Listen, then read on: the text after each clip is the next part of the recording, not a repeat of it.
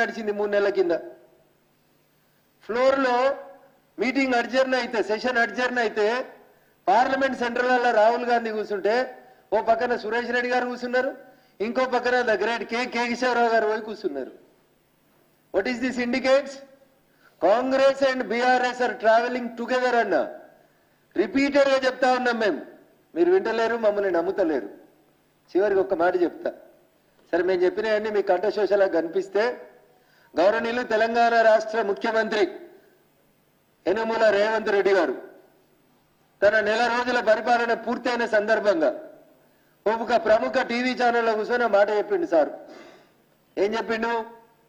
యశోద దవాఖానకి ఎందుకు పోయినావు నువ్వని అక్కడ ఉన్నటువంటి జర్నలిస్ట్ పెద్దలు అడిగితే, రాహుల్ గాంధీ గారు పోయి చూసి రమ్మంటే నేను పోయి చంద్రశేఖరరావు అనే మాజీ ముఖ్యమంత్రిని చూసి వచ్చిన అని ప్రస్తుత ముఖ్యమంత్రి యనమల రేవంత్ రెడ్డి పిసిసి అధ్యక్షుడు తెలంగాణ చెప్పిండు.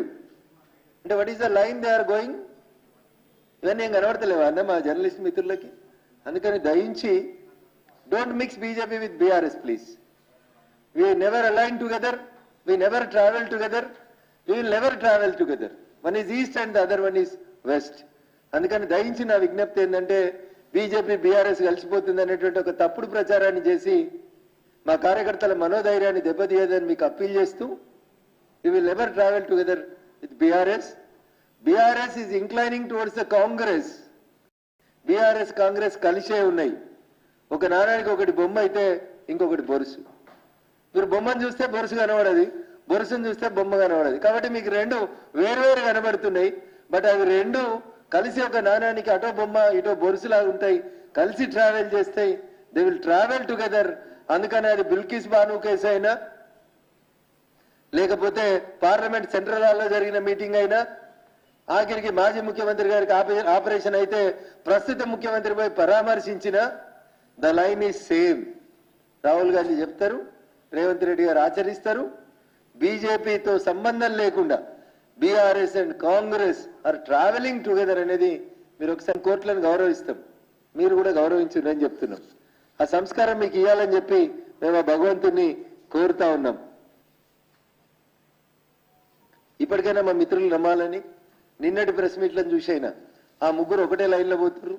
నేను ఇచ్చింది 3 జడ్జిల జడ్జిమెంట్, కానీ రాజీవ్ గాంధీ గారు చట్టం చేసింది 5 జడ్జిల జడ్జిమెంట్ మీద, ఫుల్ బెంచ్ జడ్జిమెంట్కి వ్యతిరేకంగా చేశారు. కాబట్టి దయచేసి నిన్నటి జడ్జిమెంట్ మీద మాట్లాడుతున్నటువంటి వాళ్ళు రామ మందిర నిర్మాణం విషయంలో వాళ్ళ స్టాండ్ చెప్పాలి. రాముడి విగ్రహ ప్రాణ ప్రతిష్ఠ కార్యక్రమానికి వస్తారా రారా చెప్పాలి. మరి అది కూడా సుప్రీంకోర్టు జడ్జిమెంటే కాబట్టి దాన్ని ఎందుకు గౌరవించారో కూడా ప్రజలకు చెప్పాలి. ఒక జడ్జిమెంట్ని స్వాగతించిన వాళ్ళు ఇంకొక జడ్జిమెంట్ని ఎట్లా అభినందించకుండా ఉండగలుగుతారు? ఇదేం ద్వంద్వ వైఖరి, ఇదేం సెక్యులరిజం? ఎందుకు అప్పీజ్మెంట్ ఆఫ్ మైనారిటీస్ ఎందుకు అనేది భారతీయ జనతా